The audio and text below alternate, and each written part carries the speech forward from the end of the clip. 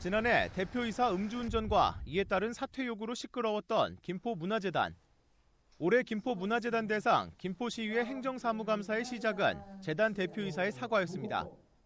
다시 한번 공공기관 대표로서는 해서는 안 될 사건, 이 부분에 대해서 시민들과 의원님들, 직원들에게 심려를 끼친 점에 대해서는 사과의 말씀 다시 한번 드립니다.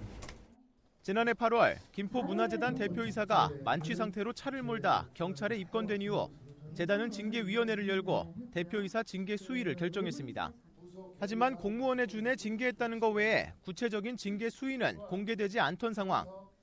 이에 행감에서 징계 결과 공개가 쟁점이 됐지만 재단 대표이사는 처분 대상자로서 직접 말하는 건 적합하지 않다는 입장을 밝혔습니다. 김포문화재단 현 대표이사 징계 관련 징계위원회 추진 경과, 징계 결과 및 처분 계획 했더니 개인정보라서 또 줄 수가 없대요.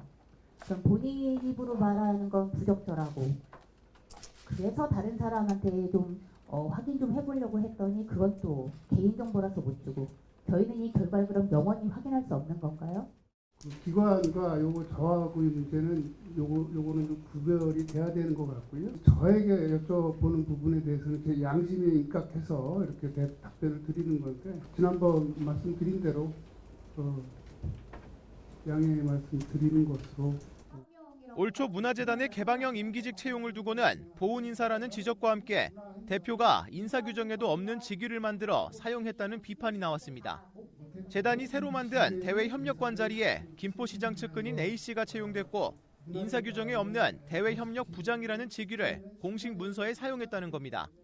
A씨는 지난 김포시장 선거 당시에 국민의힘 예비후보로 출마했다가 김병수 김포시장을 지지선언하고 이후 김포시장직 인수위원으로 활동한 인물입니다.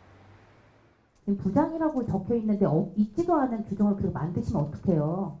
지금 문화재단의 대표님 사적 기업입니까? 지금 말씀드리겠습니다. 그리고 이 인사 규정이 누가 만드는 거예요? 이사들이랑 다 해서 논의해가지고 만드시는 거잖아요. 그런데 왜 대표이사님 마음대로 이렇게 없는 직위를 만들고 그러세요? 사적으로 업무를 진행한 것으로 이렇게 비춰지게끔 된 부분에 대해서는 분명히 그렇지 않다는 걸 말씀드리고요. 거쳐야 될 저희들의 필요한 절차들은 적법한 절차에 의해서 거쳐왔다는 말씀을 드립니다.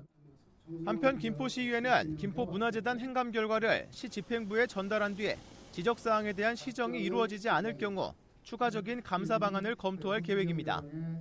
헬로티비 뉴스 김진재입니다.